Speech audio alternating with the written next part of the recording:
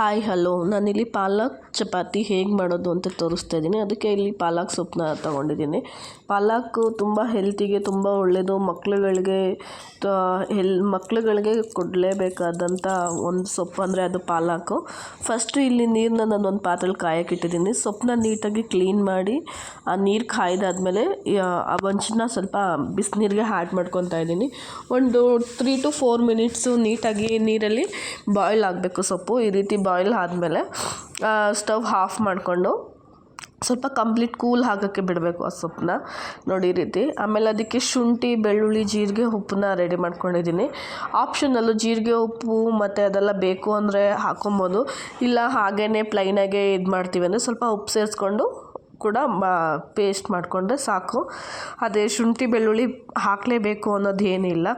Complete cool ಆದಮೇಲೆ ನುಣ್ಣಗೆ ಈ ರೀತಿ ಪೇಸ್ಟ್ ಮಾಡ್ಕೊಬೇಕು. ಎಲ್ಲನೂ ನಾನಿಲ್ಲಿ ಜೀರಿಗೆ, ಶುಂಠಿ ಅದನ್ನ ಆ್ಯಡ್ ಮಾಡ್ಕೊತಾ ಇದ್ದೀನಿ. ಸೊ ಕಂಪ್ಲೀಟಾಗಿ ಫೈನ್ ಪೇಸ್ಟ್ ಮಾಡಿಕೊಂಡ್ರೆ ಪಾಲಕ್ ಪ್ಯೂರಿ ರೆಡಿ ಆಗುತ್ತೆ.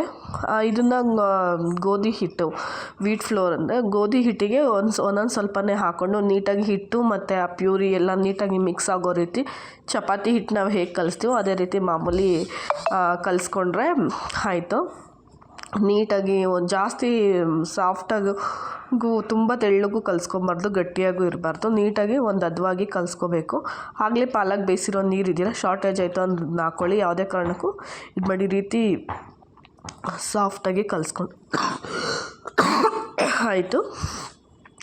ಆಮೇಲೆ ಸ್ಮಾಲ್ ಅಮೌಂಟ್ ಆಫ್ ಹಿಟ್ಟು ತೊಗೊಂಡು ನೀರಿಟ್ಟು ಮಾಮೂಲಿ ಚಪಾತಿ ಹೇಗೆ ಲಟ್ಟಿಸ್ಕೊತೀವೋ ಆ ರೀತಿ ಲಟ್ಟಿಸ್ಕೊಂಡು ಇದಕ್ಕೆ ನಾನು ಫೋಲ್ಡ್ ಮಾಡಿ ಒತ್ತಾ ಇದ್ದೀನಿ. ಸ್ವಲ್ಪ ಎಣ್ಣೆ ಹಾಕಿ ನೀಟಾಗಿ ಫೋಲ್ಡ್ ಮಾಡಿ ಮಾಡೋದ್ರಿಂದ ಲೇಯರ್ಡಾಗಿ ಬರುತ್ತೆ. ಮಕ್ಳುಗಳು ಕೂಡ ತುಂಬ ಖುಷಿಪಟ್ಟು ತಿಂತಾರೆ. ಕಲರ್ಫುಲ್ಲಾಗಿರುತ್ತಲ್ವ, ಮಕ್ಕಳು ಯಾವಾಗಲೂ ಒಂದೇ ರೀತಿ ಚಪಾತಿ ಮಾಡ್ಕೊಡೋದ್ರಿಂದ ಈ ರೀತಿ ಒಂದ್ಸಲ ಮಾಡ್ಕೊಂಡ್ಕೊಡಿ, ತುಂಬ ಚೆನ್ನಾಗಿರುತ್ತೆ.